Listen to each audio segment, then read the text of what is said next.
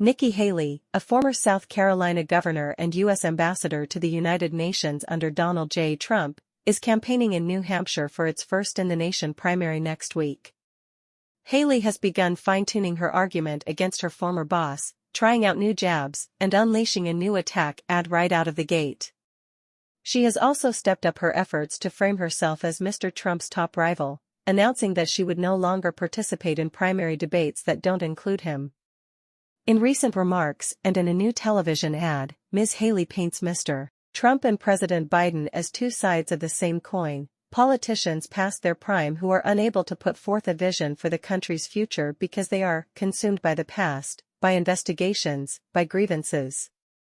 At a campaign rally on Wednesday in Rochester, New Hampshire, she fended off Mr. Trump's attacks on her immigration record, warned voters not to believe his ads against her, and reminded them that it was Mr. Trump who had wanted to raise the age for Social Security eligibility, and had once proposed increasing the gas tax.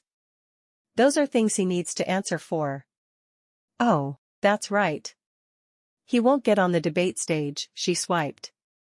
In Bretton Woods, New Hampshire, where she held her first rally after the Iowa caucuses on Tuesday, Ms. Haley said she had voted for Mr. Trump twice and was proud to serve in his administration before delving into her familiar critique that, whether fairly or not, chaos follows the former president. But she also took a few more acidic digs.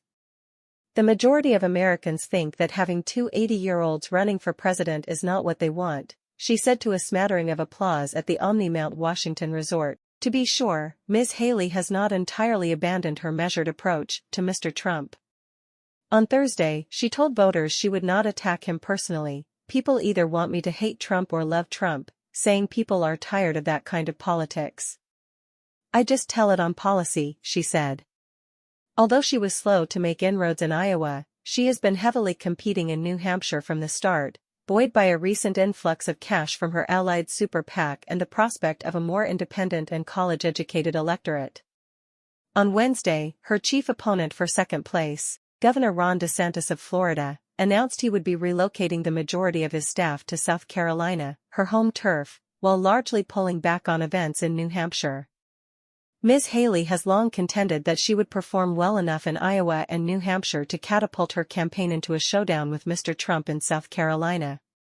However, Mr. Trump continues to hold leads in both states.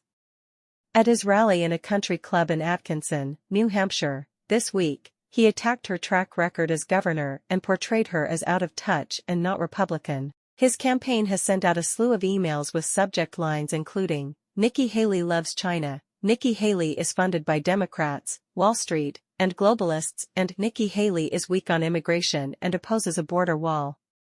Democrats have been hitting Ms. Haley, too.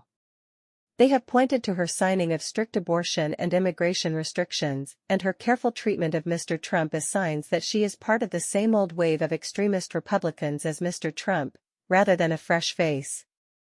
Thanks for watching everyone, and well, here comes the awkward part at the end of the video where I ask you to like, comment and share and subscribe for more content from Daily USA News.